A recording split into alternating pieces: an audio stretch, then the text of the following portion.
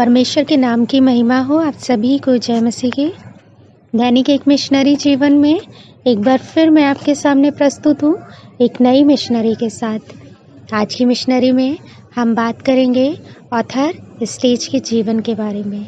जन्म 9 फरवरी 1885, मृत्यु 30 जुलाई 1967, मूल स्थान रेडफर्न ऑस्ट्रेलिया, दर्शन ऑस्ट्रेलिया।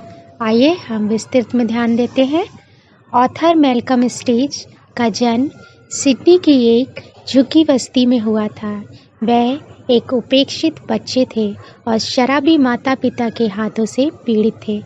वह अपनी कम उम्र से ही पेट भरने के लिए एक छोटे चोर बन गए और दूध, रोटी जैसी चीज़ें चुरा लेते थे। कोई शिक्षा नहीं होने के कारण वह मुश्किल से अपना नाम लिख पाते थे। अपने 20 के दशक तक वह बड़े पियक्कर बन गए। कोशिश करने पर भी वह शराब पीना नहीं छोड़ सके।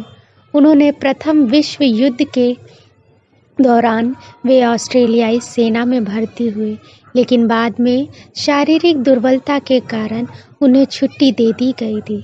फिर ऑस्ट्रेलिया लौटने के बाद वह शराब पीने की अपनी पुरानी आदत में पड़ गए। इस समय के दौरान 1930 में वह एक इनजेमिकल एलिंगटन चर्च से उपदेश सुनने वालों के लिए मुफ्त भोजन की घोषणा की।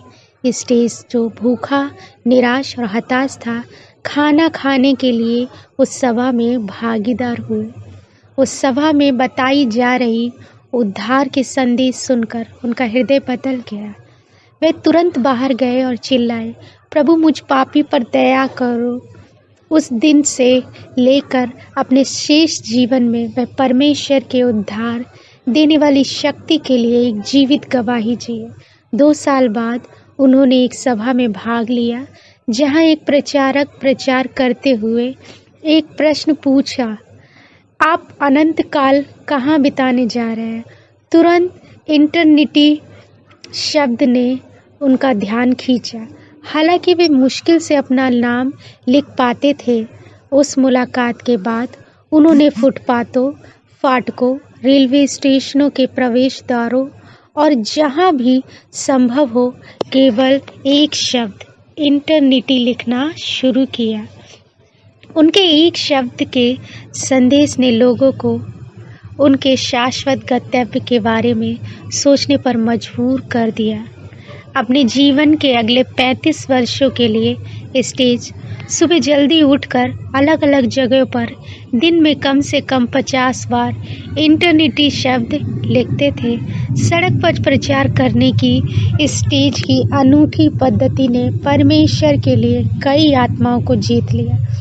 कभी कभी ऐसा लिखने के कारण उन्हें गिरफ्तार किया गया, फिर भी उन्होंने हार नहीं मानी। वह लोगों को चौराहे पर इकट्ठा करके परमेश्वर के वचन के बारे में वह जो कुछ भी जानते थे उसे वे साझा करते थे। सिडनी में भी अभी भी कुछ ऐसे स्थान हैं जहां उनके द्वारा लिखा गया शब्द इटर्निटी दिखाई पड़ता है और वह शब्द अभी भी लोगों को उनके अपरिहार्य अनंत काल की याद दिलाता है। प्रिय, आप अपना अनंत काल कहाँ बिताने जा रहे हैं?